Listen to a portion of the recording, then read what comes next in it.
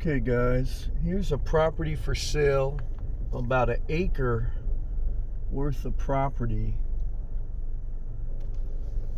in Vero Beach. It's all raw land, and from my conversation with the real estate agent, I think you can put a travel trailer on it or RV. There is one all the way in the back there, you see that?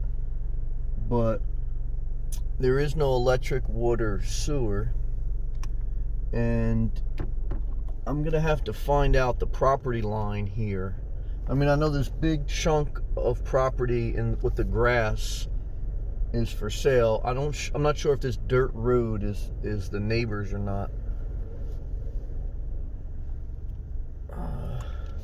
Just take a look down here. See, there is a neighbor to your left and right. They have a house. So I don't know. I mean, technically you could store your vehicle and stuff here, but I'm sure if you start living out of your RV or van, even though that travel trailer's parked back there, I guess your neighbor could call the township on you, and I don't know the township regulations. You know, that's the thing you get into when you try to live this non-conforming life. You know, there's a variety of things. You know, there's legal code, law enforcements with townships, there's neighbors and what they want to see in their property next to them, and there's gray areas. See, this is one of your neighbors here. I mean, it's a nice house, single family house, well built, nice size. And then that fence, okay, is the separation, and then this property here, starting with the tree, would be all yours. Again, just vacant land with no utilities. They call that unimproved land. And so you could do a lot of things, but they all have to technically be by the code of the local township. So you see, you got this little dirt road, so privacy wise, other than your two neighbors, you should be good. Now, could they sell I think the property behind this on the far end is going to be developed, you know, is a development for houses. But one of my major questions is, when you make a right here on this lot, what is yours and what's not yours? Like, you know, I don't know that answer. I gotta find that out. Like, see right here, this is obviously the neighbor's property, and I think that's their carport. It looks like fits in with their house, and I think that travel trailer in the distance is with this lot of land. But I would have to find that out. Don't have good cell phone reception, so you wouldn't have good internet reception. That's something you have to think about, especially in today's time, working remotely or even just for your personal entertainment. So, you know, it's one of those things again where, and this is listed for $115,000. Property taxes are under $500 a year, and you got no utility bills because you got no utilities.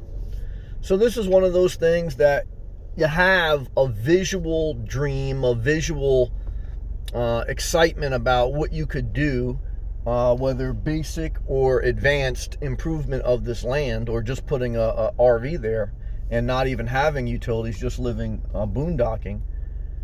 However, you know, I don't know, if you would come here day in, day out, go in your travel trailer and bring food, you know, technically by the letter of the law, you can't inhabit a land, or you can't live in a land that doesn't have running water, electric, and sewer, because technically they do not view that as complying and habitable, because they say, well, where are you dumping your waste? How, you know, what would you do if, you know, how do you, you know, you're not self-contained, you can't shower, you can't run water, so they look at that as, like, again, uninhabitable, and therefore, you know, it's technically like against the law in some instances. But this is still like a populated area. I mean, not a populated area, excuse me. This is still a single family home residential community, okay? And so it's kind of zoned accordingly, right? So I wonder who's that. I'm going to have to find out who that travel trailer is. I just wanted to come by the property and see. But you see, I mean, you got nice single family houses. As far as a safe community, as far as a crime and all that. You got low densities, probably low crime. You could feel safe to be here, but could you feel as if you were code compliant? And I mean, again, technically right now, there's that travel trailer parked in the back there. I don't know if someone lives there, though. That's the thing. But you see here, this is just a single family community. Now, this person here to the right, has got like a little garden, almost like a little farm. See, all that stuff right there is just planted crops. You know, again, Florida used to be basically just farmland. When you go inland, away from the coast, that's all Florida is. It's agricultural farmland. Most of Florida, that's all it is. But yeah, I don't know. It's just another option, guys, as I look around at a possible home base or a possible headache. Maybe I'll title the video that, you know. Do you want to buy raw land as a home base? Well, it may be a home base, and it may be a headache. And that's something in life that you always have to look beyond the initial excitement. And when you do something as serious as buying property, even if it's for cheap, and for this one, I mean, $115,000 is not cheap. But even if it was for cheap, it's still a serious commitment. And it still is an entanglement with the law, with the county. And, you know, you own that property, so that means you're responsible. It doesn't mean you get to do whatever you want. It means you're responsible to maintain that property and to comply with the laws on the book for that township, that state, and that country, etc. So it's just something that you have to think about in life, and you have to really talk out, be patient, and not be over emotional, so that you can make the best decision for yourself and a wise decision, so that you know, it works out for you long term. You know, because there's short term and there's long term, and buying property is a long term commitment to that area.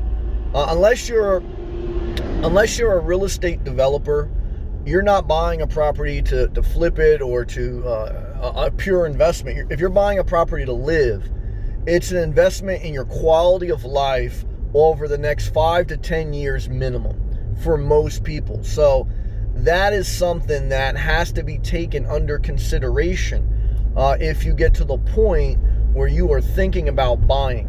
It's not just the price, it's not just the taxes, it's not just the locations, all those things, but it's also the level of commitment. It's also your willingness to go through some ups and downs, because no property is going to just be perfect and just give. I mean, everything requires a level of give and take, right? You buy a property like that, you have to maintain the land, you have to comply with the laws, you have to be respectful to your neighbors, you know. And again, you could go out in the middle of nowhere, but when you go out in the middle of nowhere, you have limited to no stores, limited to no infrastructure, limited to no economic opportunities. So, you know, the fantasy of living in the middle of nowhere is I can do whatever I want, but the reality is you're not going to be able to make a lot of money because there's no jobs. You're not going to be able to easily go to the store. You're not going to ever be able to get help or go to the doctors if you need it really quick and easy. And, you know, less talented people, and so, you know, you isolate yourself, and what you would do is you would basically destroy your career, destroy your mental health, destroy your social skills, and you'd be an isolated hermit in the middle of nowhere, living off whatever you've made in your life, and that's it. Your life's over. So, you know, to each their own, but I'm just talking this out in another video as you look at home bases and as you think about life and how you want to live your life and where you want to live. These are all very important things. So take your time and go from there. I hope these videos help you in some way. If these videos help you and you want to support the channel, click that blue join button. Thank you to all my members. You can also check out my playlist that has a variety of videos like this and others. And I will see you guys and girls in the next video. Keep pushing forward one day at a time, one step at a time. Anytime you make a decision to buy something over $5,000, wait at least 24 to 48 hours to let that emotional adrenaline rush pass, and you can make a wiser, more informed decision. Because once we start making big decisions, cars, houses, etc., it's very hard to get out of them. Okay, easy to get in, sometimes hard to get out. So, all right, I will see you guys and girls in the next video. Peace.